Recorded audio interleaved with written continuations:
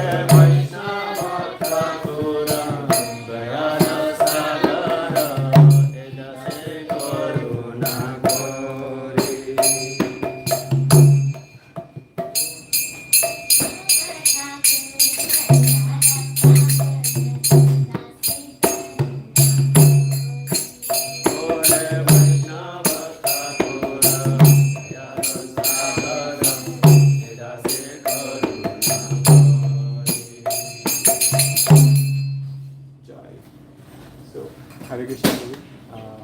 So generally in our Saturday Bhagavatam we start with Vaishnava Bhajan and then 8 o'clock we'll read the translation.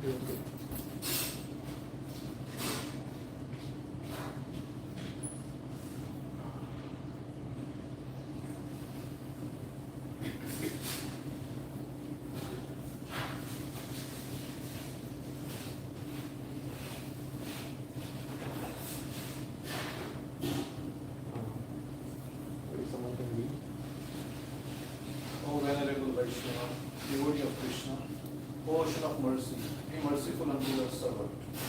Give me the shade of your lotus feet. Give me the shade of your lotus feet and purify me. I hold on to your lotus feet. Teach me to control my 6 passions, rectify my 6 faults, bestow upon me the 6 qualities, and offer unto me the 6 kinds of holiness. I do not find the strength to carry on alone the Sankirtan of the holy name of Hari. Please bless me for giving me just 1 drop of faith in which to obtain the great treasure of the holy name of Krishna. Krishna is yours, you have the power to give him to me. I am simply your servant, running behind you shouting Krishna. The 6 passions are those pertaining to the words, the mind, anger, the tongue, the stomach, and the genitals. The 6 faults are overeating, attachment to material things, inability to follow regular principles, self-gratification, useless idle talk, and impure habits. The 6 positive qualities are enthusiasm in practicing devotional service, firm faith in devotional processes, a strong desire to attain prema bhakti, a favorable service attitude, avoidance of non-devotees, and appreciation of the company of devotees. The 6 methods of association are to go on to an assembly of devotees, to invite devotees into one's home, to discuss and hear devotional topics, to take the Mahaprasad to devotees, and to offer Mahaprasad to devotees. Vaishnava Thakur ki. So today is a very auspicious day. As you know, His Holiness Bhakti Charu Maharaj's Vyasa Puja is appearing today. And any thoughts on the bhajans?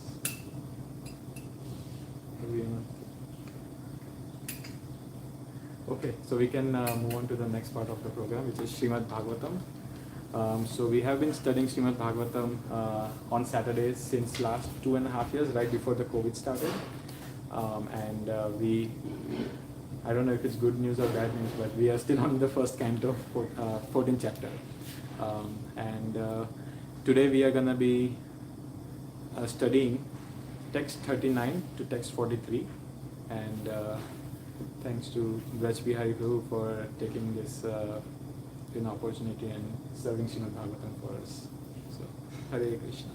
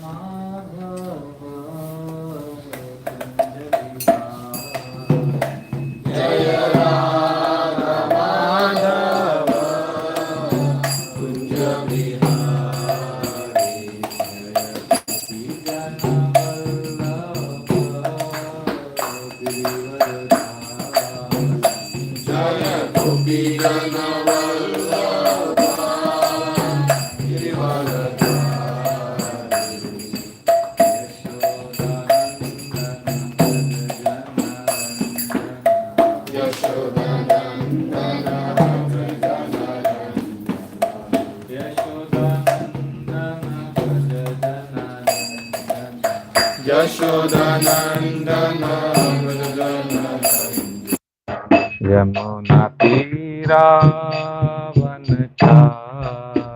Yamuna जय राधा माधव कुंज बिहारी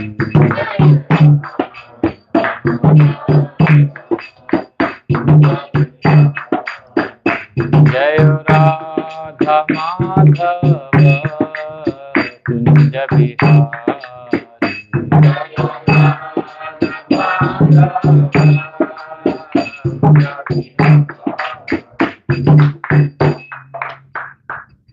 कंद्रा श्रीमद् भागवतम की जय, श्रील प्रभुपाद की जय। ओम नमो भगवते वासुदेवाय। ओम नमो भगवते वासुदेवाय। ओम नमो भगवते वासुदेवाय।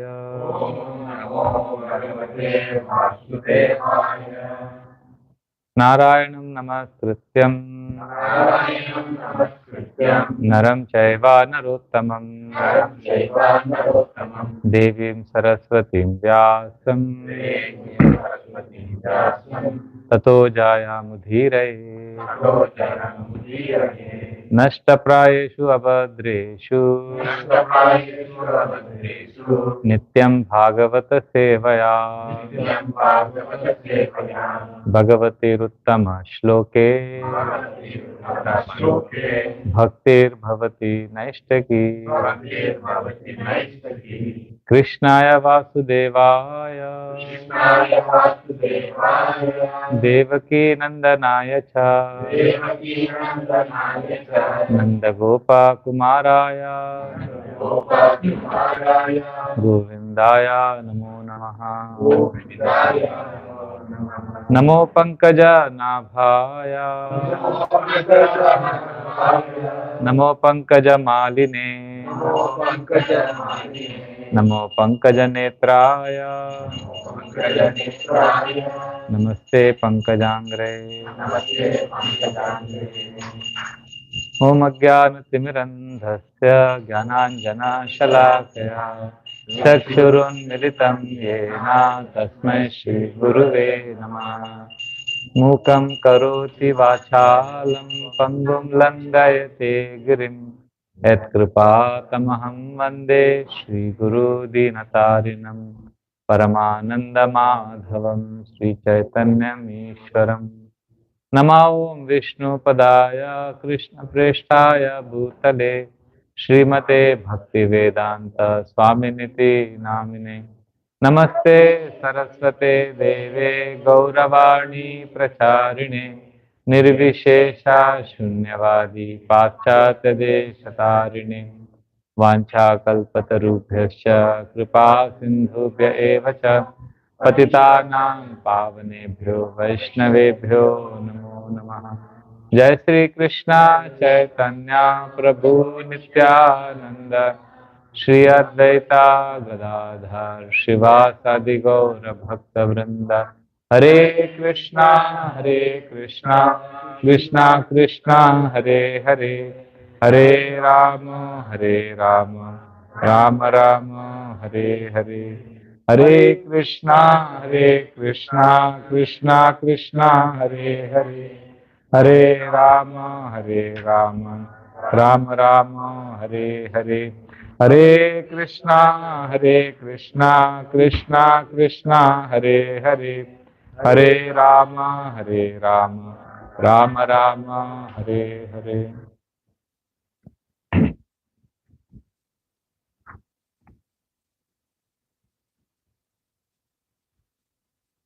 योऽन्ता प्रविश्य मम वाचमिमां प्रसुप्तान् सञ्जीवयत किल शक्तिधरा स्वधाम्ना अन्यांश्च हस्तचरणश्रवणात् प्रगादीन् प्राणान् नमो भगवते पुरुषाय तुभ्यम्। कथाञ्चन स्मृते यस्मिन् दुष्करं सुकरं भवेत् विस्मृते विपरीतं स्यात् श्रीचैतन्यनामामृतम्। जय श्री श्रावण अटवर भगवान की जय, जगन्नाथ बलदेव सुभद्रा मैया की जय, श्री गौर निताय की। I thank all of you for giving me an opportunity to serve Srimad Bhagavatam and serve all of you. Very grateful. Hare Krishna. So we are reading from Canto 1, Chapter 14, entitled The Disappearance of Lord Krishna, text number 39 to 43. So I will read the verses and the translation. That's what I have been told. You know? Yeah. Text number 39.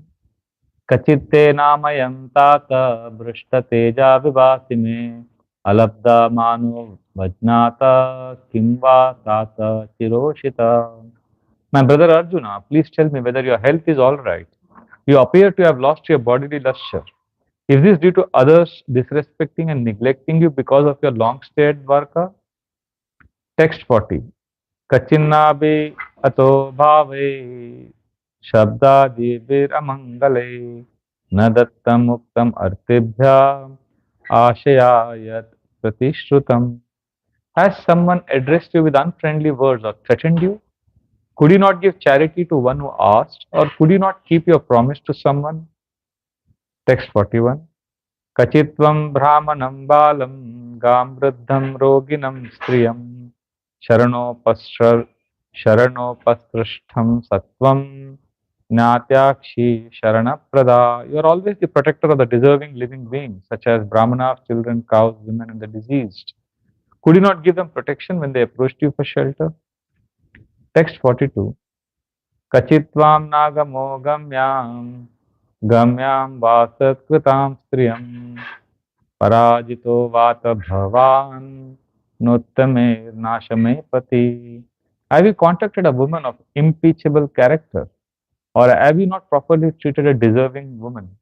Or have you been defeated on the way by someone who is inferior or equal to you? Text 43. Apisvit parya bhumta svam sambojan vriddha balakan yugupsitam karma kinchet kritavan nayad akshamam. Have you not taken care of old men and boys who deserve to dine with you? Have you left them and taken your meals alone? Have you committed some unpardonable mistake which is considered to be abominable?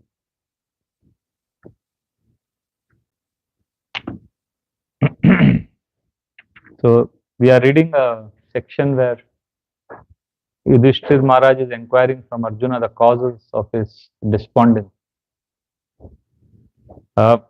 We see that this is one of the most powerful chapters of the Srimad Bhagavatam as a case study.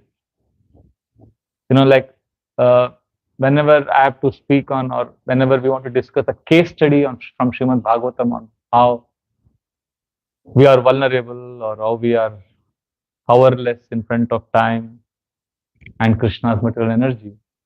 This is the example, this is the case study we take. Also, this is the case study we discuss on for proving how Srimad Bhagavatam narration and discussion is the solution for all problems. Because Arjuna, if you see what is going through, in the end, after all the confusion and pain, he is going to get peace when? When is he going to get peace of mind? He is in anxiety, he is feeling despondent.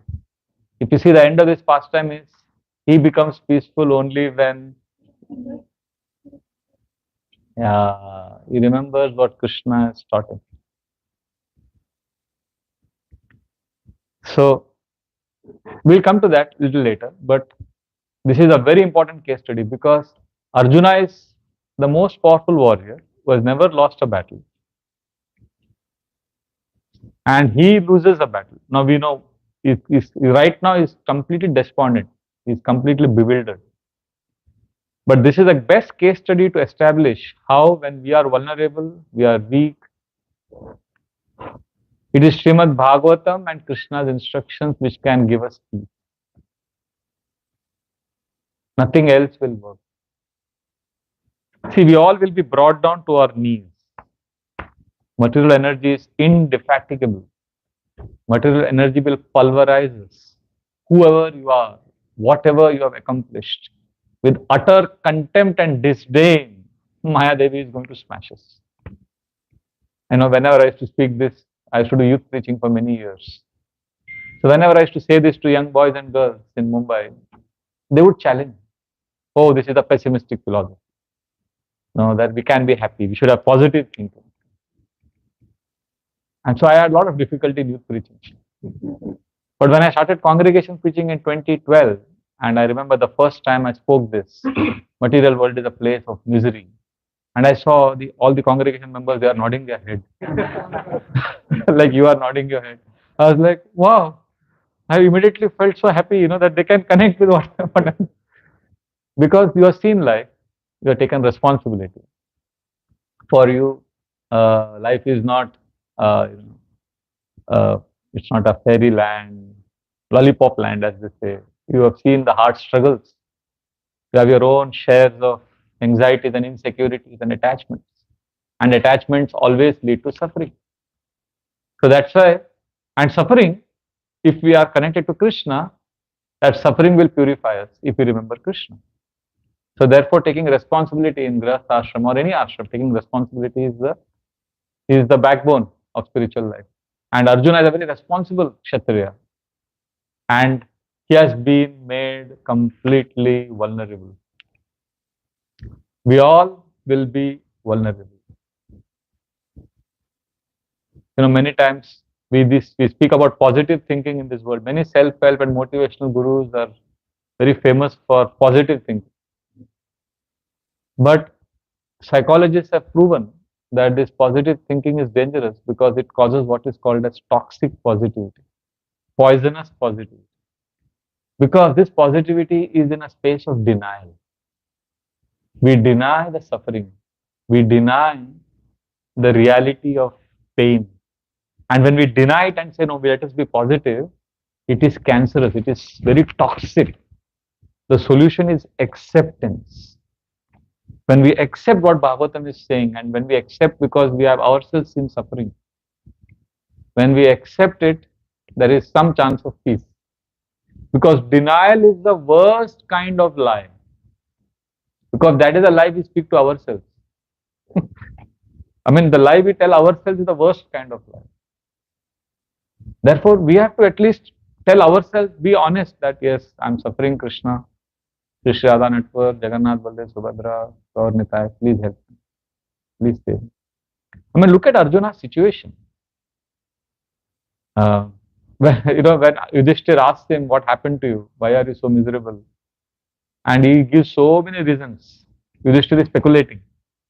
Finally, when Arjuna starts answering, He says, Soham Ripendra Rahita Purushottamena Sakya Priyena Suhrda Hridayena Shunya. Tadvan, I don't remember the verse now. It's there somewhere. Soham Ripendra Rahita Purushottamena Sakya Priyena Suhrda Hridayena Shunya. Advan Urukrama Parigrahamanga Rakshan Gope Rasadvirabale Vinirjitosmi.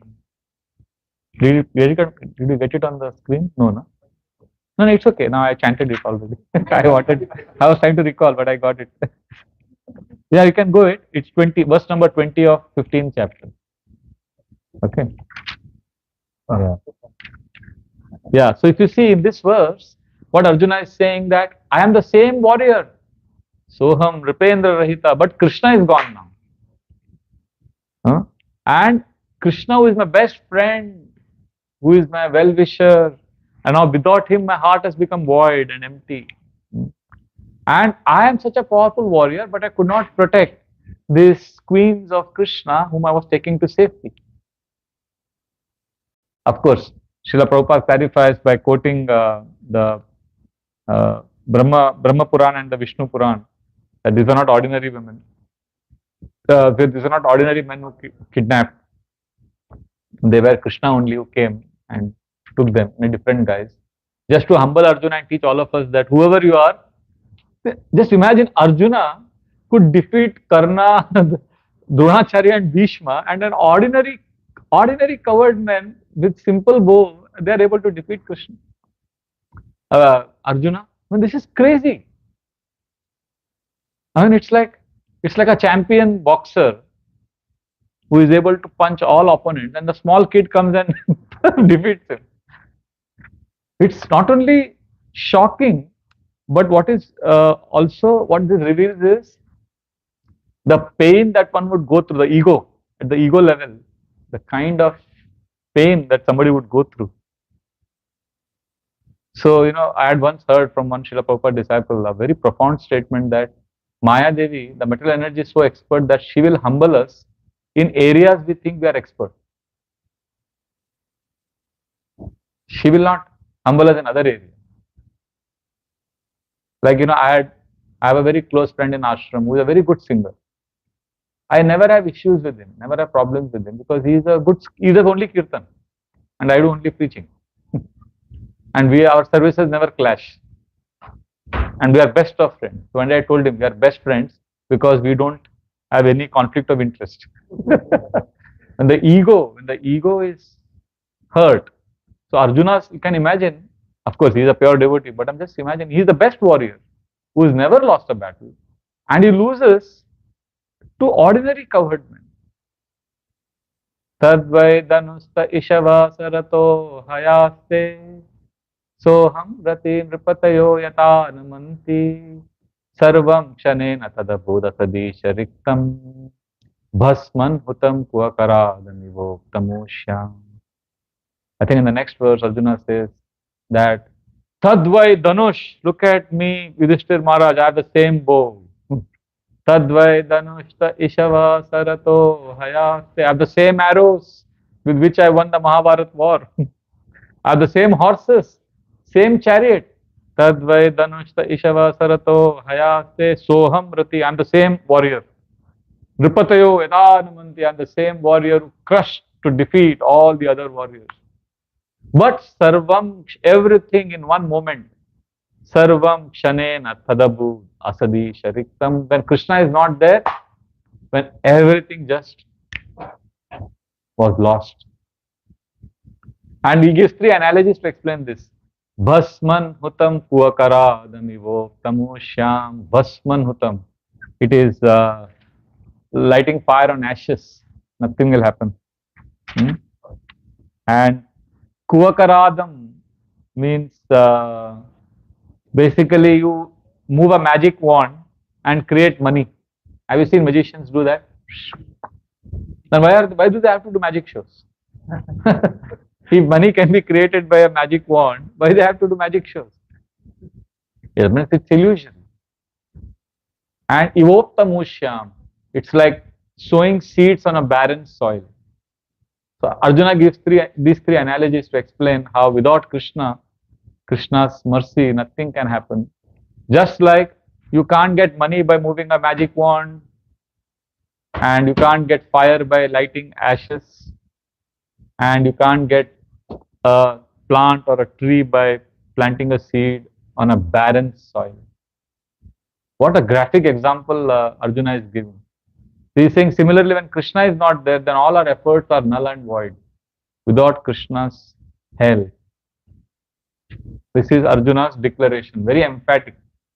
Srila Prabhupada writes in the purport that material energy is like a child's play. You know, parents allow the child to play for some time, and then parents say, now bus, study time. They remove the toys, so then the child has to stop playing. Similarly, in our lives, when Krishna says, bus, ho gaya, you have been a great preacher, great manager, great accomplished person. Now stop means we can't do anything. We can't do anything. We are humbled, totally smashed. If Arjuna can be smashed, who are we? In Chaitanya Charitamrita, one purport Prabhupada says, when Kala Krishna Das fell down, Prabhupada says, if Lord's personal associate can go through this, what to speak of you and me? Srila Prabhupada writes. Basically, the entire message is be humble. Be humble, be simple. Krishna, I am small. You know, I say this, that in this jungle of material world, if we want to survive and be happy, we need to remember the principle of be small and alert. You know, if you are roaring lion, the hunter's arrows will get you. And if you are negligent, a wild animal will get you. So you have to be small and also alert. Both are important. Both are important. So this is how material world is. Otherwise, whoever we are humbled. When I was a young boy, you know, we were a great fan of Muhammad Ali. Muhammad Ali won the gold medal in Rome Olympics 1960. And it's a very dramatic story, Muhammad Ali's success story. Cassius Clay, you know, he was one of America's greatest sportsmen of the 20th century. He's considered as, I think, Jesse Owens and Muhammad Ali, they are considered as the greatest sportsmen. So when he used to come to the ring to fight, you know, his fans would sing a song. I fly like a bird, I sting like a bee, I am the greatest Muhammad Ali. That was the song they would sing, and he would enter the ring and he would knock one adversary after another. And he would say, I am the greatest. There is a video you can see on YouTube. Not now, after the class. Kali Yuga is the age of distraction. You know, the moment you say anything, they will confirm whether you're speaking truth. So he was so good that he would smash opponents. And he would say, I am the greatest. That was the power in his arms. This is 1960. 36 years later, I remember when I was in college, 1996, I had finished college. There was Atlanta Olympics. We were watching it in Mumbai. And the final torch of flame, which is put on that big torch, was done by Muhammad Ali. He had Parkinson's, was very weak. And the final torch was given to him. And he held that torch. And those 1-2 minutes which it took for him to wobbling, shaking, to finally put it on that big torch, and then that Olympic torch of flame gets lit up. You've seen that? It's like billion plus people all over the world were watching with bated breath. This is like the climax, and you can't goof up there. Imagine it drops it. And he is holding it and he's shivering, but with grit, determination. And after 2 minutes, he finally puts it. And then everybody claps and cheers. Yes. But the organizers, I'm sure, must have simply heaved a sigh of relief. To be honest. Because that's how powerful time is. A man whose arms are so strong that he could knock off opponents is now struggling to hold a simple torch of flame. This is the reality. And we cannot deny this, whoever we are. I remember when during my initial days, His Holiness Kadamba Kanand Swami Maharaj, when he came to Chowpatty, he had said a statement which has stuck with me since last 25 years. He had just taken sannyas and he had come to our temple to give Bhagavatam class. And he said, determination is a limited resource because time is more powerful than your determination. It had hit me so hard. So time is more powerful than all our endeavors. So we need something higher than our strength. We need to access Krishna's strength. We need to appeal to Krishna. That is the whole process of Bhakti Yoga. In Bhakti Yoga, we are always praying to Krishna. Krishna, please help me. Krishna, I can't fight this material energy. It is insurmountable. I can't cross across this ocean. After the Mahabharat war, Krishna told Arjuna to get off the chariot first, after the last warrior was killed. Arjuna said, but every day you get down. But now, Krishna said, no, but now the war is over. Now you get on, then in the end I will get off the chariot. So Arjuna wondered why, but when Arjuna got off, then Krishna smiled at Arjuna. And then Krishna got off the chariot and the entire chariot was up in flames and it reduced to ashes. And Arjuna was bewildered seeing that. Krishna explained that I have taken all the impact of all the arrows and the weapons that were hurled at you. And I have taken it on me and it was all on the chariot. But now that I have left, this chariot can't withstand all the attacks on me. The fact that we are still sane, stable, and we are practicing Krishna consciousness means Krishna in the heart as Paramatma is taking care of us. He is holding us. He is giving us a nice hug. He is protecting us from all kinds of crazy things that are happening around us. So therefore, this is a very, very important section. Sometimes people think we are pessimistic, we are not encouraging self-determinism. You know, that you can get what you want. No, it's not like that. You know, let's take two situations, two scenarios. A child is being taught this, that Krishna is the doer. And let us say another child is being taught, you can get what you want, you are the doer. So let us say both these theories are taught to two different children. What will happen? Envisage a situation in future. The child who thinks he is the best, he studies hard and he comes first in his exams. Always. So he is convinced to be an atheist because I am great, I can do it on my own, I am good. And that's how he grows up in his career. But honestly, be realistic. Will a person always come first? Will he not ever fail?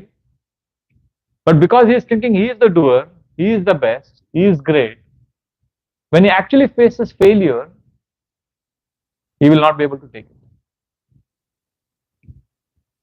He will not be able to handle it. I have seen it. My sister, she got into IIM Ahmedabad. Indian Institute of Management Ahmedabad is considered as one of the greatest institutes in the world for management. And also in Asia, it is like the top, one of the top. And she was simply a BCom graduate, commerce graduate. Generally, people with a lot of expertise and professionals get into that university with 10 years, 15 years of experience. But she was simply a 21-year-old girl who just was sharp and she was a smart kid. So she cracked those exams and she got admission. But everybody was like, they were bullying her. They were like treating her like a kid because she was the youngest in the class. And she told me something very striking, because in the campus placements, people were getting offers like, unheard of in India. 6-figure, 7-figure salaries and huge posts. It's the most elite, prestigious organization, academic institution in India.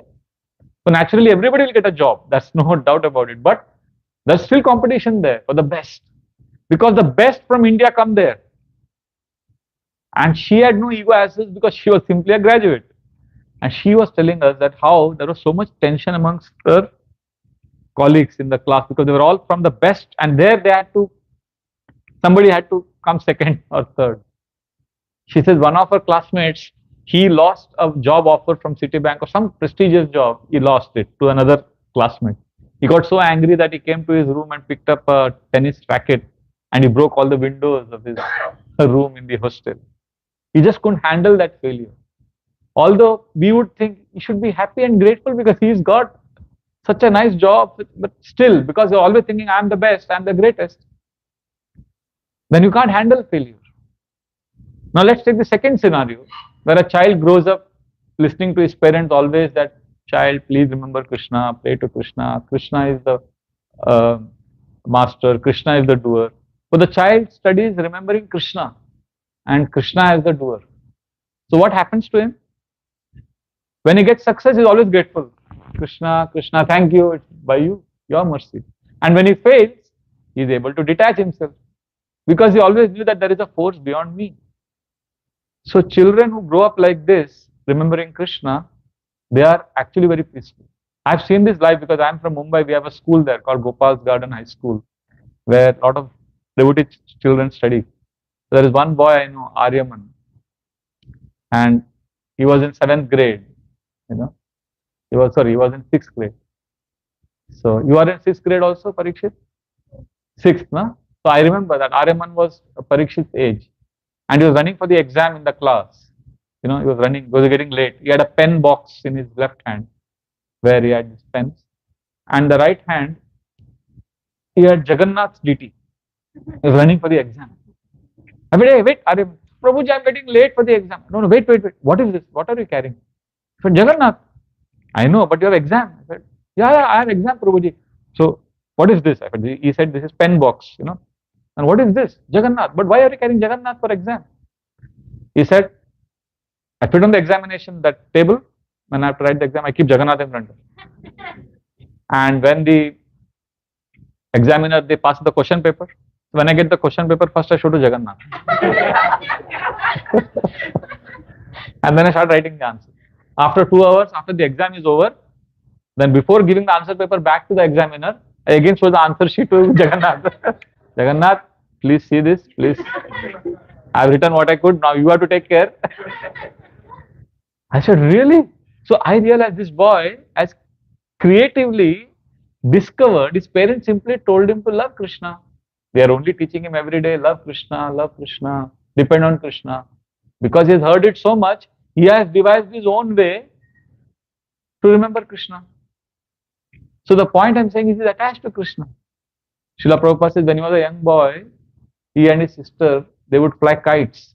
So when they would fly kites, he would pray to Krishna. Krishna, please let my kite fly higher. Let my kite fly higher. That is how he would pray.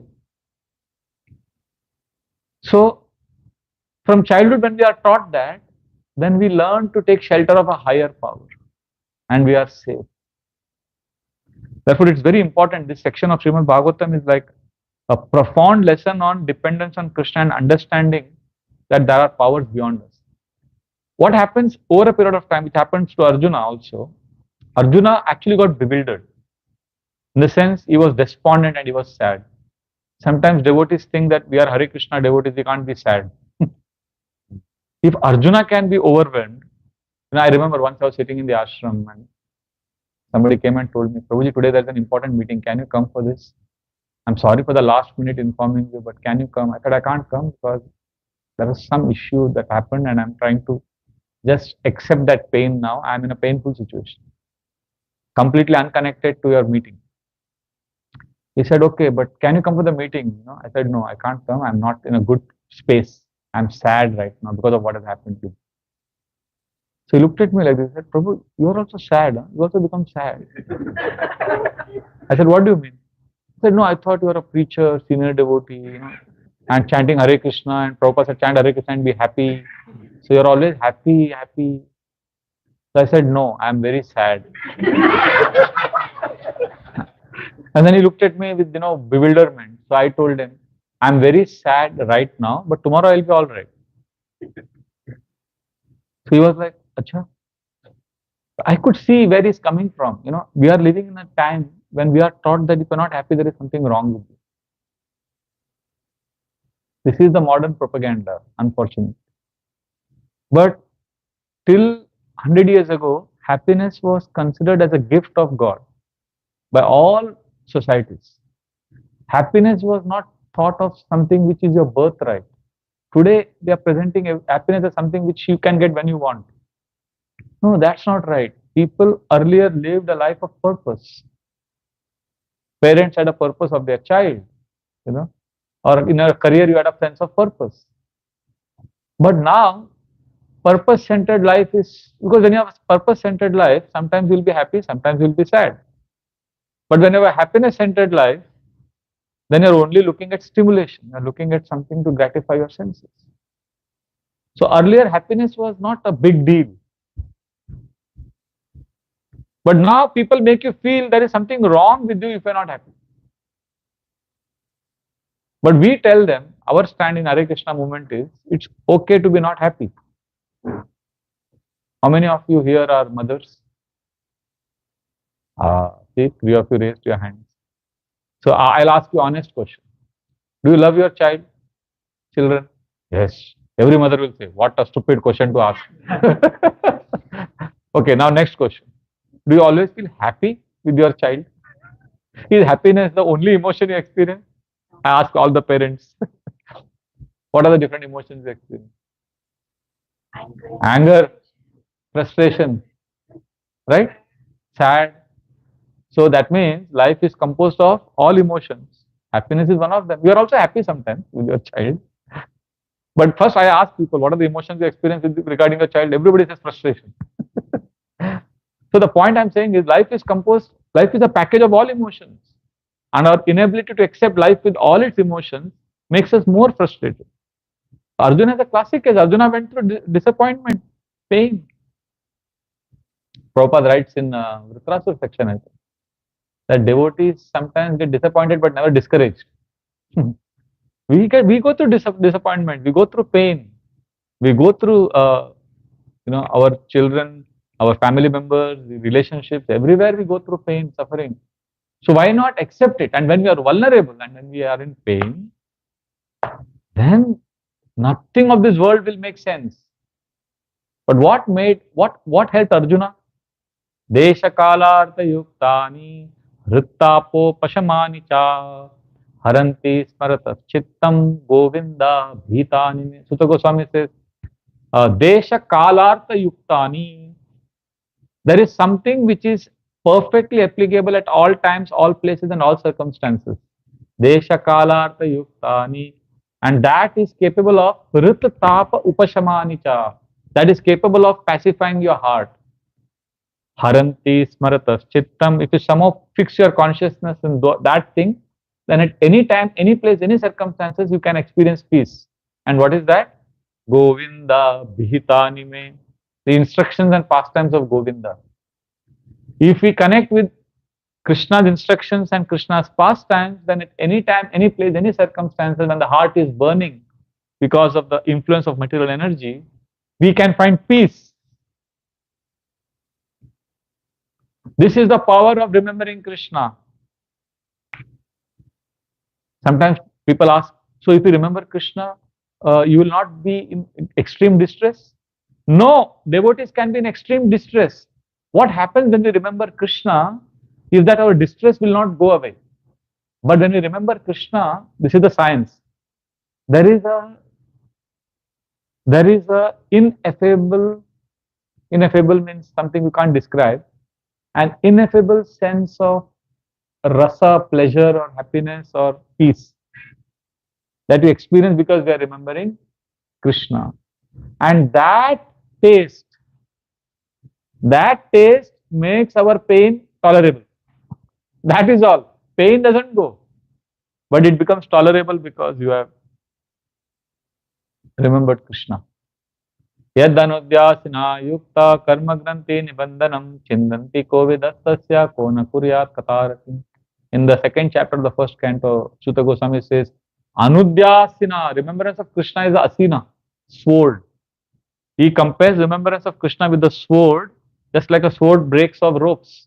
He says, Karma granti nibandanam, all our miseries will be cut by the sword of remembrance of Krishna. Chindanti kovidas, who is that intelligent person? Kona kuryat kataratim. Who is that intelligent person who will not want to hear and remember Krishna? So again, I'll repeat, our miseries will not go away. See, when we pray to Krishna, Our problems, it's not guaranteed that our problems will go away. Our problems may not go away by remembering Krishna, but we will come closer to Krishna. And that will solve a bigger problem. You getting it? So when we remember Krishna, you will say problem is not going. That is because we are not a business. Prabhupada says in one lecture I was hearing recently. Prabhupada says, so gopis, when Krishna came back from Vrindavan, they were not checking Krishna's pockets to see what have you brought for us from foreign. So then Prabhupada says, we are not a mercantile community. We don't want anything from Krishna. So therefore, when we are praying to Krishna, we may say, Krishna, please remove this problem. But we know at the end of the day, Krishna is the transcendental autocrat. So our problems removing is not guaranteed in prayer. But remembrance, coming closer to Krishna is guaranteed. And that will solve a much, much bigger problem than we can imagine. Because whoever we love, they all will be separated from us, sooner or later. And because Arjuna remembered Krishna's instructions, Govinda Bihitanime, the next verse Sutta Goswami says what happened to him. It is most amazing description. Evam chintayato jishno Krishna padasaroruham saurdenati gadena shanta se vimalamati. Because he remembered Krishna's instructions, Krishna's pastimes in that troubled period, in that intense trouble, he remembered Krishna. What happened to him? Evam chintayato jishno Krishna pada saroruham. Saroruham means, a blossoming lotus. So Krishna's lotus feet, lotus flower petals are closed. But when it opens, it expands. So he says, Sutta Goswami says, because Arjuna was remembering Krishna's instructions, that remembrance led to remembering Krishna's lotus feet, and Krishna's lotus feet started expanding. That's the lotus expands. Arjuna's heart was filled with Krishna's lotus feet. Saurdenati Gadena. Gada means very deep and condensed friendship he developed for Krishna when Krishna was not physically present. This is interesting. Now Krishna has left, but is experiencing condensed friendship with Krishna. And Shanta se Vimalamati. Shanta, he became peaceful, and Vimala. Vimala means Mala is gone. Contamination is gone. His intelligence, whatever contamination was there, everything was gone. And he became totally peaceful. So this is very, very important, what Arjuna went through. And Sutta Goswami says in the next verse that because Arjuna then, see, first of all, he was remembering Krishna's pastimes and Krishna's instructions, that led to remembrance of Krishna's lotus feet. And because of remembering Krishna's lotus feet, two things happened to Arjuna, which will happen to us also. Vasudevangri Anudhyana, remembering Krishna's lotus feet, what will happen? Vasudevangri Anudhyana Paribhramita Ramhasa. Ramhasa means a great force, like a tsunami. Tsunami is called Ramhasa, great force. With great velocity, something will happen in your heart. What will happen? Vasudevangri Anudhyana Paribhramita Ramhasa Bhaktya Nirmatita Shesha. Bhakti will grow in the heart with great velocity. And Nirmatita Shesha, unlimited Kashaya, unlimited dirt, Dishanorjuna, that will evaporate. Sometimes in the summer season in Mumbai, we dry our dhotis. In front of us, we can see it getting dried. We can see the water getting Kashaya, Dishanorjuna. We can see the material contamination being evaporated from the heart and Bhakti growing in the heart. Of course, when we hear all this, we say, oh Prabhu, but Arjuna had physical association of Krishna, and he was with Krishna, so he could remember Krishna easily. Sutta Goswami knows that we are Kali Yuga skeptics. So in the next verse he says, Geetam Bhagavata Jnanam. I don't know the next line. Yadyad Sangrama Murdani Kala Karma Tamo Ruddham Punar Adhyagamat Prabhu. This is such a hope-giving verse of the Bhagavatam, my God. In that first line, if you see, the Acharya's commentaries are there. Srila Prabhupada's translations sometimes are specific to what we need to understand. But if you harmonize with all the Acharya's translations, then you get more rasa. So what Sutta Goswami is saying, that Geetam Bhagavatam Jnanam, if we have Bhagavad Gita and Bhagavatam, so that is as good as having Krishna's physical presence with us. Geetam Bhagavatam Jnanam Ettat Sangrama Murdani. Sangrama Murdani means battlefield. So are you not on the battlefield? Ask anyone. We are all on the battlefield like Arjuna is. So in our battlefield, Krishna is with us, driving the chariot of our fight. He is driving our chariot, and he has come in the form of Gita and Bhagavatam. Geetam Bhagavatam Jnanam Tatta Sangrama Murdani. And who are we fighting? Who are the Kauravas we are fighting? Kala, Karma, Tamo, Ruddham, Kala. We are all fighting time. And Karma. We are all fighting our baggage, which is going to come to us. We can't run away from it. And many times, to inspire devotees in the initial days, we tell them, Krishna will remove your karma. We say all this, that if 10 kg is supposed to fall on your head, 1 kg will fall. And Krishna, that famous verse from Brahma Samhita we quote, Karma nirdahati kintucha bhakti bhajam. Karma will go away. But after 30 years of bhakti, devotees are, okay, Krishna is kind, Krishna is removed, but some things don't go. And to come face to face with that, with our anarthas, Krishna is expert, he shows the mirror. Prabhu, this is who you are. No, you run away from it. From here he will show. You go like this, you close your eyes, you will open your eyes. See. So Kala, Karma and Tamo. Tamo means ignorance, darkness. We are constantly attacked by tamasic forces in this world, ignorance forces. Kala, Karma, Tamo, Ruddham. So Arjuna was attacked by Kala, Karma and Tamo. You are on the battlefield. We are on the battlefield. We have Bhagavatam and Gita. What will happen? Punaradya Gamat Prabhu. Arjuna. So Sutta Goswami is saying Arjuna became Prabhu. Arjuna Prabhu. Prabhu means he again became controller and master of his senses. He had lost control over his self. Because we will all lose control. We are, material world, most of us are control freaks. As parents, we want to control our children. And children will sooner or later defy our control. We are driven by 6 things I have noticed. One is fear. Always living in fear or insecurity. Second, approval seeking behavior. We want everybody's approval. Not everybody, at least many people's approval. Why he's not liking me? Why he's not appreciating me? So fear driven, approval driven, and then control driven. We like to control situations, people. And then enjoying tendency. Then we are always time conscious. Time. Everything we measure by time. Morning, as soon as we get up, first thing is we look at time. So we are living in a time conscious world. We don't understand that Gita and Bhagavatam is timeless. Holy name is timeless. We don't know how to live in a timeless space. And last is speed. Of course, it is connected to time. We are speed freaks. We all are rushing. Always going fast. So because of all this, we are so disconnected. Therefore, we need to remember Krishna. I know some devotees who give this argument, Prabhu, but I remember Krishna, but still I am falling victim to Maya. Okay, I am still engaging in abominable activity. Simple. You may not be able to choose Krishna over Maya.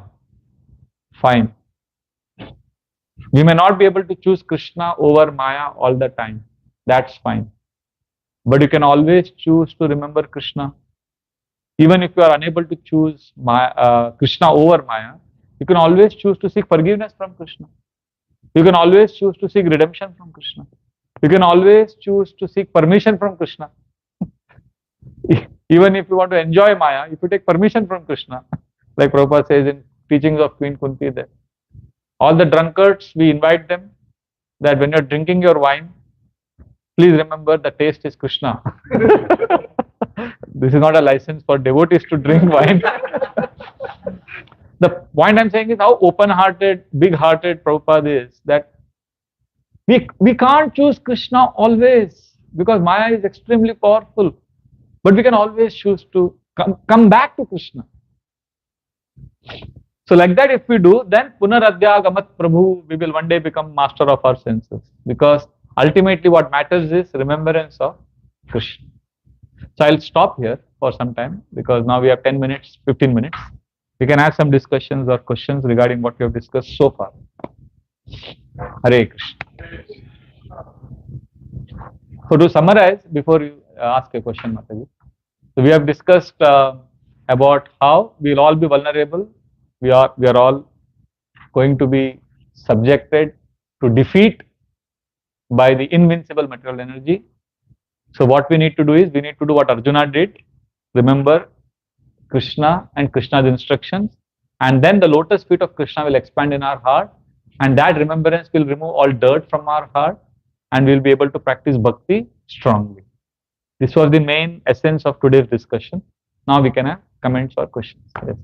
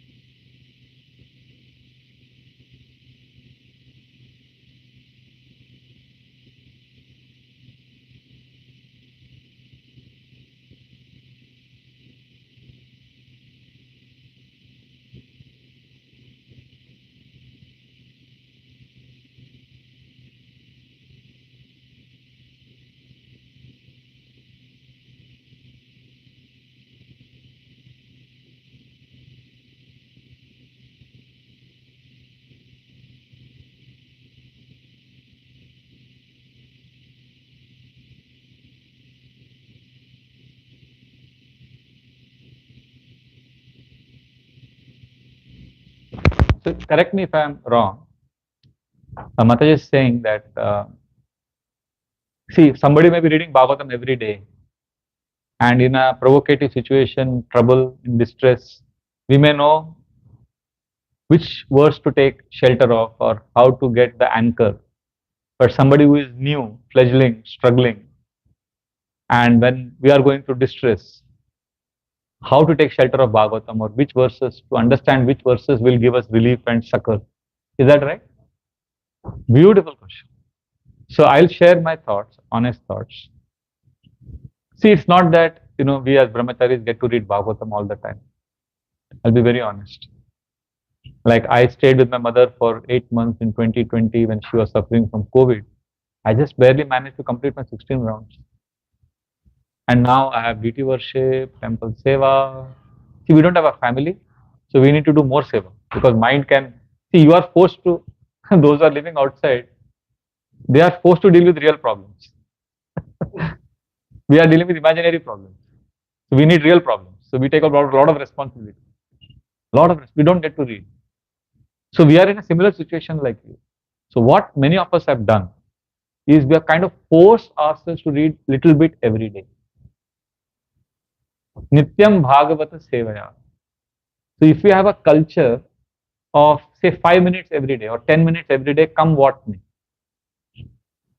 then over a period of time, that will impact. It's simple, it's like you have a kettle to boil the water.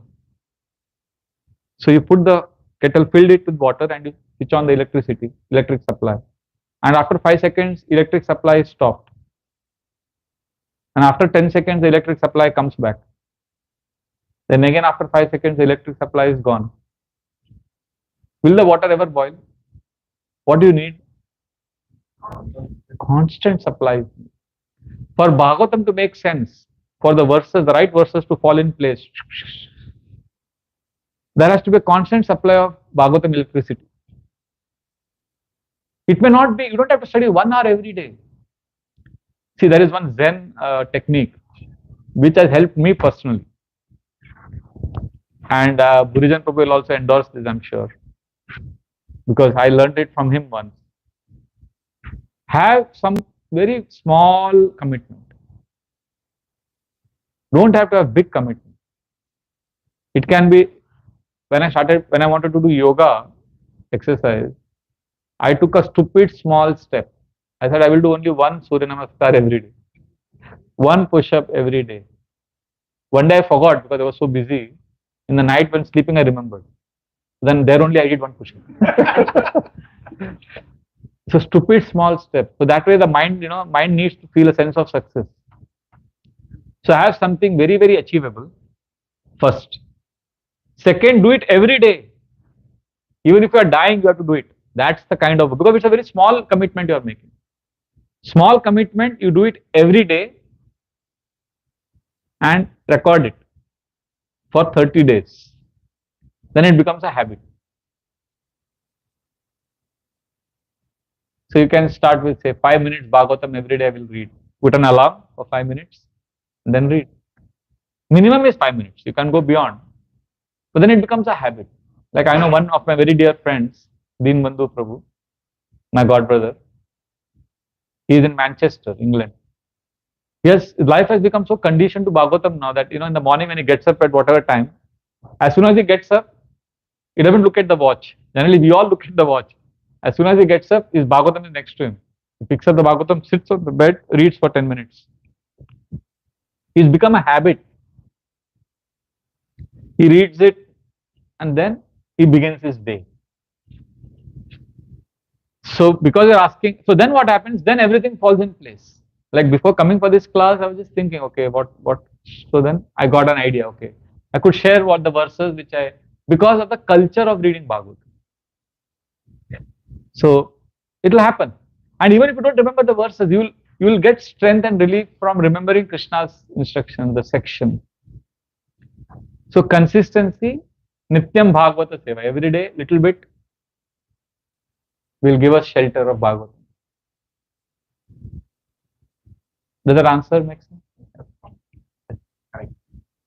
So actually, I was driving yesterday for topic, and I listened to lectures or whatever. YouTube was pushing one video a week. There was a big image. So you and Srila Prabhu. Oh, you saw that? Yes. So last night we spent 1 hour. It was so amazing. And we said, okay, we had to go today. So it was so amazing.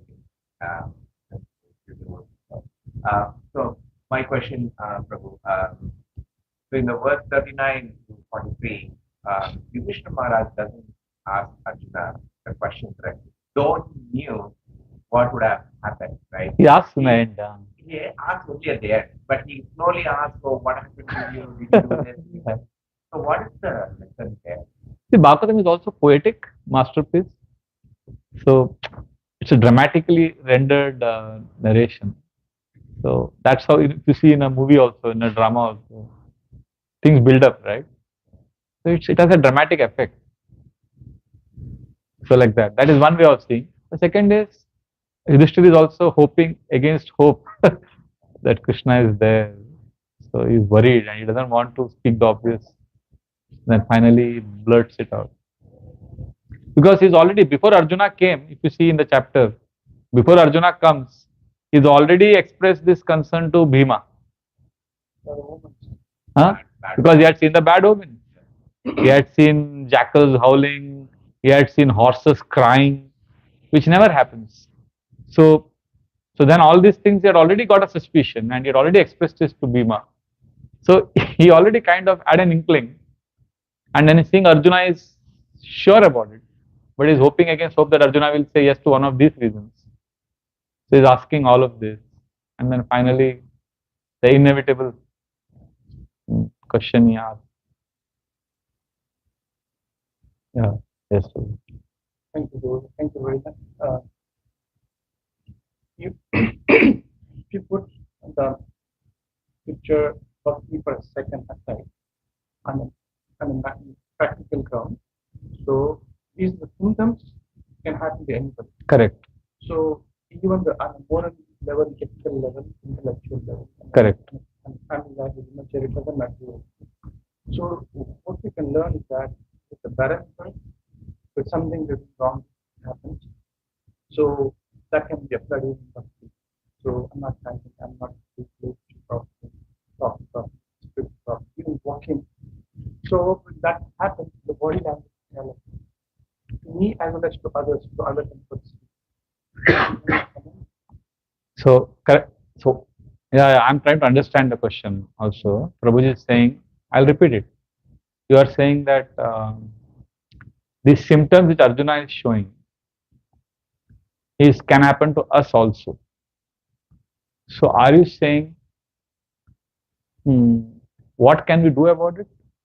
How do you perceive internally, and also when others perceive in us, they tell us. Okay. So when others see that we are suffering, or we have lost clarity, or we are going down, or when we ourselves experience it that we are going down, what do? We all basically see we all are fallible. Let us accept it. And sometimes we will lose battles. Sometimes we will fall. Fall down is not so bad. Falling away is bad. You can fall down and get up. But fall away means you are left Krishna consciousness completely. So when we are fallen or when we are down, what do? And others perceive it, and we also can feel it, the symptoms. Like sometimes devotees say, Prabhuji, I think you're not in a good space. They can make out. You are disturbed, or something is wrong with you. So my understanding on this is we need at least one person in our life to whom we are brutally honest with. Somebody who is alive, in flesh and blood, breathing. We can go to Prabhupada, we can go to Krishna, but we need at least one person who we are confident will not judge us. See, non-judgmental acceptance is the biggest need of human beings. That will give us a lot of strength to handle setbacks and personal failures. Unfortunately, when we fail personally in our spiritual practices, we get into a spiral, negative spiral, because we don't have someone who will accept us without judging us. At least somebody who will not judge you. If you can get someone like that, then that will give you the strength to move on and rise from that situation. And at least one person we can be honest with. That yes, so I've seen, many times when I'm honest about my situation, I get immediate strength. Like if I'm in a negative space, if I'm distracted by something, and when I confess to somebody whom I trust, I've seen that distraction goes away. Because Krishna has recorded that you are honest and you are vulnerable. Krishna empowers us. Like recently, one devotee messaged me. He was addicted to news. He used to spend 4-5 hours every day watching news. So he told me, I'm trying my best to overcome it. Can you help me? So I gave him some gyan, like we all give. That gyan did not help him. And then what happened? He messaged me recently saying that, Prabhu, since I confessed to you, I have not been troubled by this. So that's not because I have some power.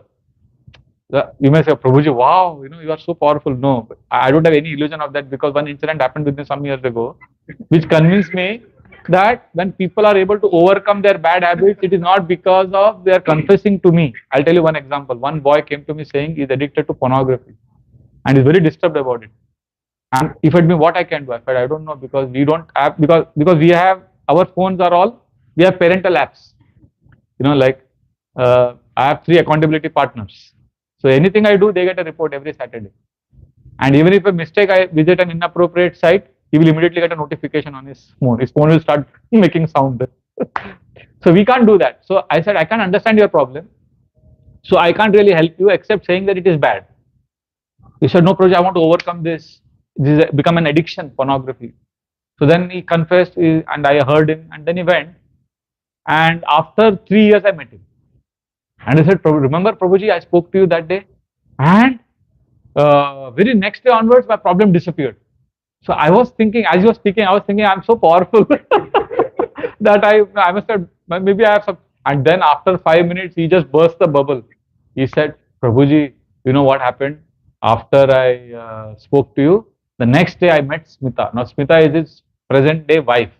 So he met her and he said, love started rising in my heart. I had met my soulmate, and then we are made for each other. And then after a few weeks, I actually proposed to her, and then last 3 years we are married. Now we have a small child.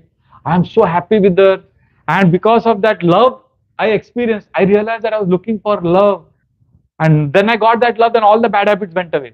So I thought, oh, okay, it's not because of me. So the point I'm saying is, I'm coming back to the point about accountability. When we reveal our heart to someone, it's not because that the person is great, but because you have taken that step. Krishna helps you overcome that phase. So whenever I go through pain or some situation which is very, very painful, I go to somebody I trust and I tell them. And then I see that pain is gone. That pain may not be gone, but that distraction, that problem is solved basically. I have seen it. I can't explain details, but it has helped me a lot. Let us say because of some twist of fortune, you don't have anyone to reveal your heart to. Then you can try journaling. Or the best, Krishna is always there. Gurujan Prabhu, Jagatarani Mataji say they have helped many devotees overcome depression by, when they were in Vrindavan, they helped many of these devotees by telling them to go in front of Krishna Balram and reveal their problem. So Jagatarani Mataji says Balramji is the best counselor. Come in front of Krishna Balram. Balramji means basically Nityananda, Lord Nityananda, Gaur Nitai. Come in front of Gaur Nitai. And just like I talk to you and you talk to me, we express to the Lord, we speak to the Lord. Sometimes I'm not able to pray in front of the Lord because as I'm standing and praying, because it is not Vaikari Vak, it is Madhyama Vak, it is thoughts. I'm speaking in the thought. The sound is in the thought form, not in the word form. And mind is very fast. So the thoughts get scattered. And just like I'm speaking clearly to you, I'm not able to speak clearly to the Lord because the words spoken to you are clear, slow, and decipherable. But the words spoken to the Lord are in thought form, so they get scattered. So therefore, what I do is I sit in front of the Lord and I write. So that is equivalent of talking to a human being. Because when you're standing in front of the Lord and we are trying to offer prayers, the mind wanders a lot. But if I stand in front of the Lord or sit in front of the Lord and write, Krishna, please help me. Right now my mind is wandering, Krishna, but this is what I want to tell you, that this is the problem I'm going through.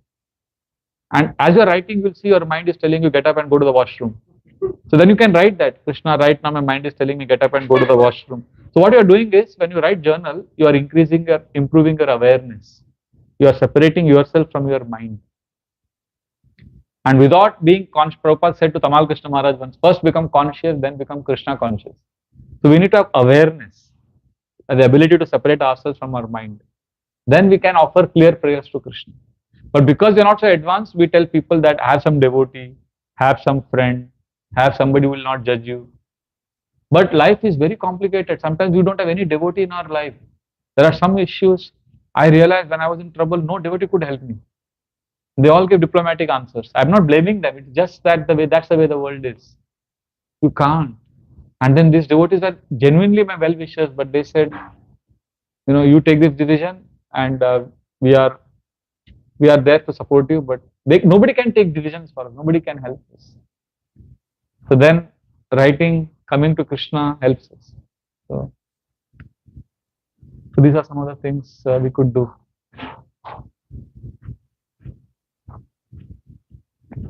Yes, bro.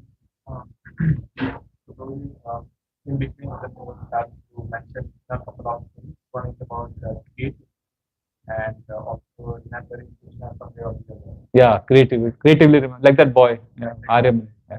So that is pretty funny. But I was thinking that how far can this stretch? Like there are many times some people do certain things and they say creative way. Like even in the process of teaching. And there are many things that people do, and sometimes people say that this is Speculation. or not like Prabhupada never did that, Prabhupada does that. Like even doing kirtan on guitar or like on Zambe. So there are many quotes ago, but there is no or something. Yeah. But then they stretch, they just so that they can reach out to more. Yeah. So, like, how do we find that, like how far can we stretch and then what is the Beautiful. So in the name of creativity, we may deviate. Right? Yeah. See, I am quite allergic to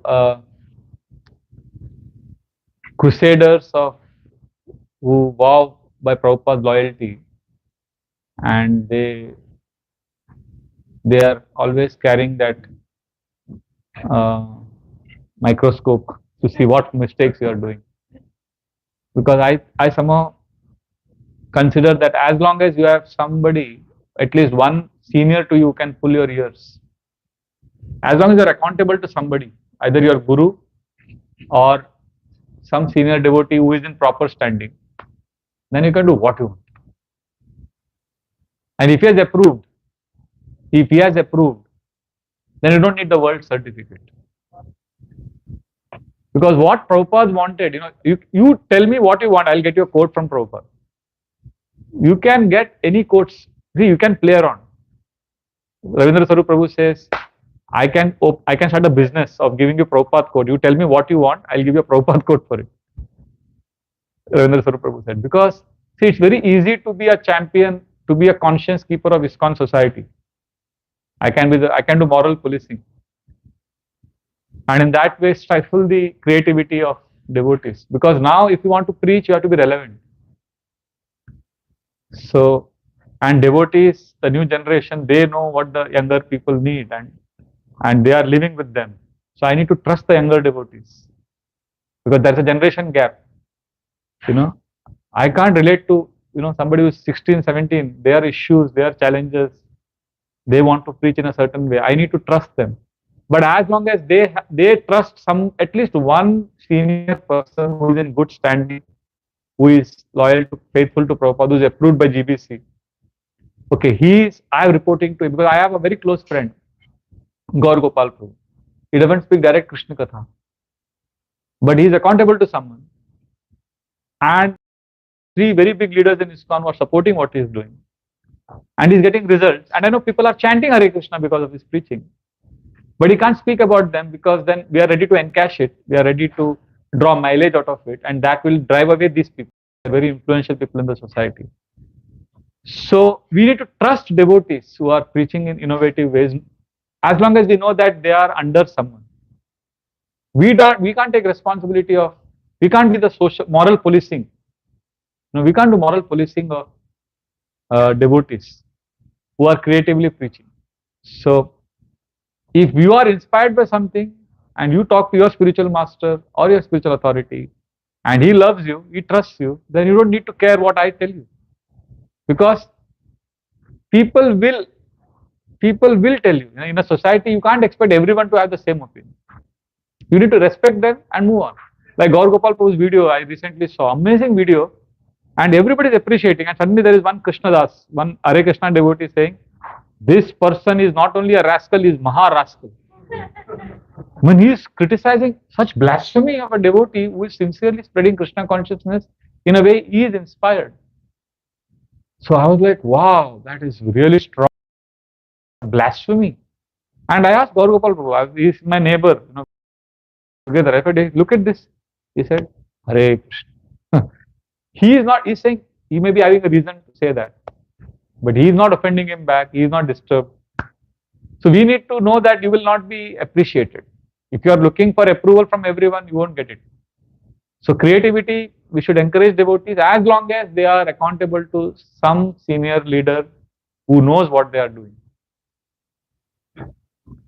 I remember the first time, when devotee played Zambe in our temple. And that was needed because it was a youth festival. A lot of young boys had come. And for that dance, he picked up the Zambe. But I'm uncomfortable, honestly, with Zambe, because in a traditional Bengali bhajan, kirtan, mridanga and kartal is sufficient. I'm uncomfortable even with harmonium. But I appreciated that because that particular crowd needed it. So when he was playing Zambe, my other colleague from the ashram, who is also very traditional, he is from a village, and looked at me and he sarcastically passed a comment. He said, when you have the bulls to plow the field, why do you need a donkey? He passed a statement, he said, when you have mridanga, why do you need a zambe? So I said, Prabhu, this is a different crowd, and they're young, wild boys. First time they're coming to any kirtan program, so it's okay. Let's trust the devotees who are doing it. So it's tough to get approval of everyone, but and especially when you're a minority, when you're sincerely trying and you don't get any approval, and you're like, oh, somebody. My realization in Krishna consciousness, to be honest, is when we are very new, we don't do any service, very little service we do. We are here. We get so much appreciation. Oh, so nice, you're coming to temple, so nice. And then you start doing little more service. Then appreciation also comes down a little bit. Just watch my hands, okay? It's going to go long. And then I remember when I was new, I did 26 books and I came back from book distribution. Wow, 26! Everybody's embracing me and appreciating me. And then it went up to, I used to do every day more than 100. I used to come back to the temple as if a cricket batsman has scored a century, and I would come back feeling victorious. And then one day I came back with 65. I mean, you can't every day get 100, right? I came back with 65 and I was tired, and they announced scores in the morning. Vraja Bihari 65 books. And then brahmacharis are coming and telling me, what happened to spaced out nowadays? I did 65. So when you are new, you do nothing, you get a lot of appreciation. Then you do little more, then appreciation comes down. Then you do more seva, then appreciation comes down further. Then you get what you do, that much appreciation you get. Then comes the best part. Then you do more seva, then you get criticism. This is the equation then. You are doing lot of things for Prabhupada, but there is nobody appreciating you. Yadi toro dak shune kyo nache tobe ekla chalo re. Rabindranath Tagore's song.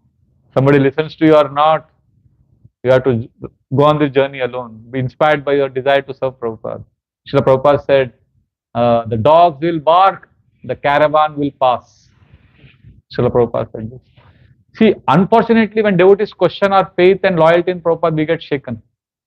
Like I had to write some books in my legal name, not as Vraja Bihari Das, because I was scared that in those books, so I wrote one novel called Cricket in a Monastery. And I thought, what if they take objection that how can a brahmachari write this? So I had to change, I had to put it in my legal name. But what if they say this is deviant and they stop me from giving class? Now the only seva I can do is preach. If this is stopped, then what I'll do? So I wrote it in my legal name. Because if they take objection, I'll tell them, you go and stop Venugopal Acharya, not me. Then I was once upon a time preaching against Muslims and Christians who are converting Hindus in India, because they were very vocal and very violent. So I started writing articles defending and arguing against them. But I knew that as Vraja Bihari Das, I'll be in trouble. So I created a pen name called Swami Abhayananda Tirtha. I gave myself sannyas. So in that name, I wrote many strong articles, on Quran, Hadiths. I read all of them, and then I was debating with Muslims.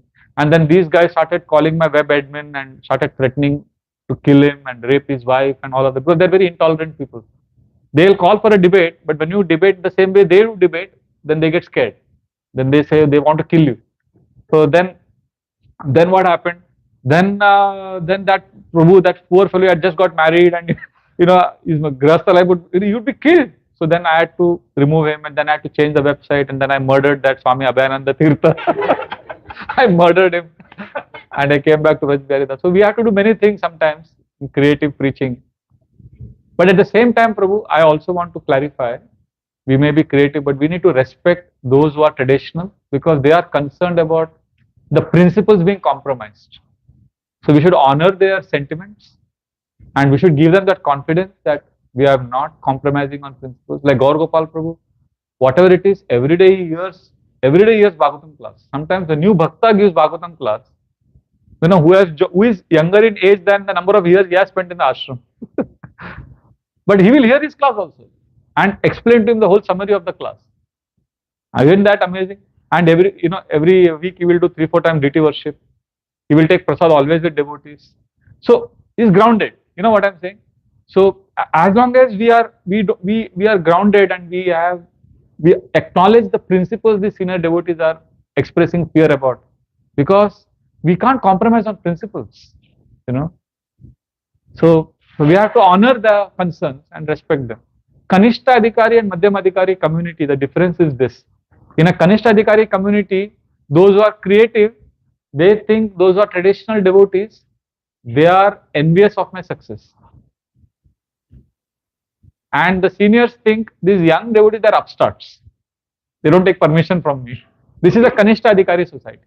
Madhyam Adhikari society is where the seniors are saying, oh, these younger devotees are so enthusiastic, let us encourage them. Let us encourage them. They are broad-hearted. Oh, do what you want. I am there with you. We are encouraged. That's a Madhyam Adhikari society. And the new devotee who is creative in a Madhyam Adhikari society, he is always saying, I am able to do this because my seniors are encouraging me.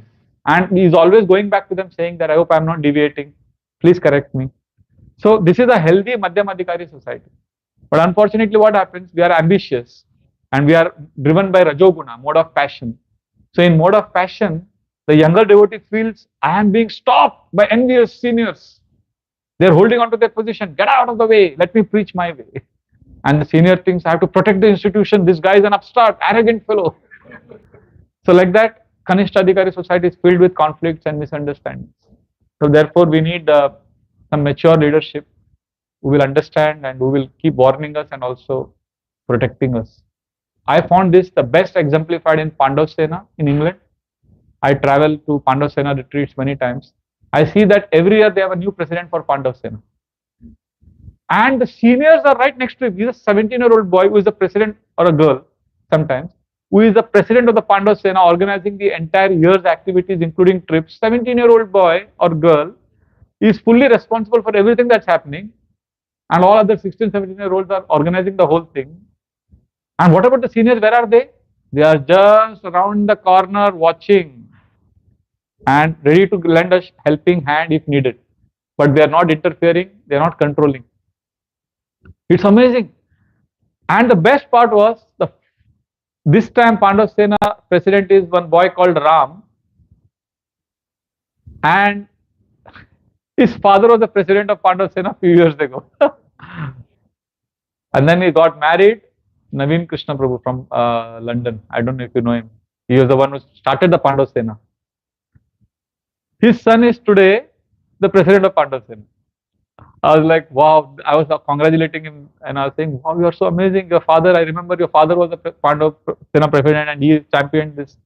When the Bhaktivinoda Manor was about to be closed down, he was the one who took the initiative. And now today his son.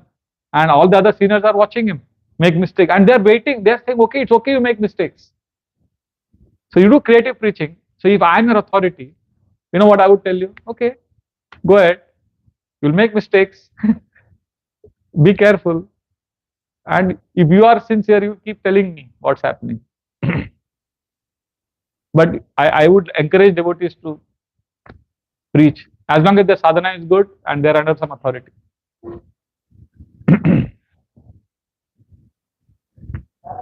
Okay, we'll take one more. I think, I don't know what is the time limit. Okay, whatever you say, I'm okay. Yes, Mother. Thank you so much. I was thinking about your compassion of being friendly. So, during the course of time, sometimes when you talk to services, the other devotees may not understand the intention of doing the service, intention of taking decisions about the service. Then you start getting criticism from everybody. That service may not manifest or may not manifest because of the situation of getting to the service, how to handle those kind of things. Because we are not intended to do anything, nothing can be done that maybe we are doing the service for the pleasure of Krishna, but our intention is good, but they may not understand how to handle My empathies. I can only empathize. I don't know. I want to ask you: if is it possible in those divisions? Is it possible to have communication? Is it possible? Sometimes I know. Sometimes you cannot communicate. I understand. But we have what is called as an ombudsman in Chopati. I am the ombudsman, incidentally. Ombudsman is a person who is a middleman between the ashram and the management, who is accessible, who can keep confidentiality. So when devotees come and confess, oh, this is management is doing like this. Many times they are sincere. They say that because not because they're envious, because they are not being communicated to. They are concerned and they are not privy to the information. And they have a sense of ownership with the community. They have a sense of belongingness. And that sense of love and belongingness manifests sometimes as criticism. So as an ombudsman, then what I do is I go back to the management and I get their version, and I come back and I don't tell the management who is the devotee who has given this feedback or expressed this concern. So then the management is accountable to me. But then I go back to that devotee and say, Prabhu, do you know why the management did this? It is like this. And there are certain things we can't say. But then the devotee is satisfied, at least he has been heard. Many devotees, they don't have serious issues. They just want to be heard. And they just want some communication to happen. So if most 90% of the problems I have seen in many yatras, many communities is because of lack of communication. If the leadership has, even if sometimes they cannot explain the reason, if they call the community members and they declare that there is this division we are taking, it's not clear, but there are some reasons we cannot disclose, please trust us. Even if you say this, people are happy that you are giving them importance. This is one. But I understand there are some situations where you just cannot say anything. And then people misunderstand. Then let me assure you that if you are in management, you should be ready to face the flag. Management is a very, very thankless seva. If you do well, nobody will appreciate you. In fact, the whole community will take credit. But if you do bad, then you will be the blame. You will be the person who will be blamed. This is the nature of management seva. Very tough seva. That's why those who are in management should have very strong hearing and chanting. Because they will get criticism from the very people they are serving. It is like being a mother. When the child passes stool, you can't slap the child. Then why did you give birth to the child? So it's like having you can't, the very people you are caring for, they will pass stool on you. So then that's a pain. You need somebody in manage. That's why the management devotees have to come together and take shelter of hearing and chanting intensely. And then they should empathize with each other. They should be united and be compassionate on those who are criticizing, because it's very easy to criticize. Tell them to become managers, then they will not be able to. So you will always face this heat. And if it's very tough, then please save yourself first. Then best is to avoid management seva and do other seva. But in ISKCON, it is easy to do seva, but very difficult to get seva done. Seva doing is everybody can do. So I sincerely congratulate those devotees who are in management, and I offer sincere prayers for them, because it is very tough seva they are doing. Somebody has to do the thankless job, right? And if you have chosen to do it, my sincere gratitude. And also I want to assure you that you will not get love and appreciation. It is like a goalkeeper's job in football. When the goalkeeper saves many goals, nobody appreciates it. But if he drops the goal, then everybody will, hey, you dropped. So that's the way it is. So educate as a leader. That's Lord Vishnu told this to the 4 Kumaras and Jai Vijay. When Jai Vijay stopped 4 Kumaras and 4 Kumaras cursed Jai Vijay, Lord Vishnu came running and he was apologetic to the 4 Kumaras and he said, Chindyatsa bahum pratikula vrittim. I will cut off my arms if it is averse to serving you. I am responsible for what Jai Vijay have done to you. So that is leadership, to take the blame, to take the responsibility. It's a tough job, not everyone can do it. And I have struggled, and I was in management, came out, then again went, and again came out. Now again I am part of care team. So I'm also struggling. And so it's a way of learning, growing, evolving. I would suggest all of you watch one podcast of Kadam Kanand Maharaj. Just last month he had an interview with Karuna Namras. Amazing podcast. He speaks about all the management he did from 1978 to 84 in Vrindavan, then handling the mafia and how he was shot bullet and how he fell on the ground with a bullet that hit him on the back and came out of his chest. And how he narrowly survived and how management he was doing and how he has. So now he does bhajan, intense bhajan. And even when he was the temple president in Vrindavan, handling all the dirty things and the kind of things he describes in that video, I mean, I can never speak it here. You know, the kind of management he had to do in Vrindavan. You know what he was doing even as a temple president, doing intense management. Every day he would get up at 2, complete his 16 rounds by 4:30 before Mangalarti.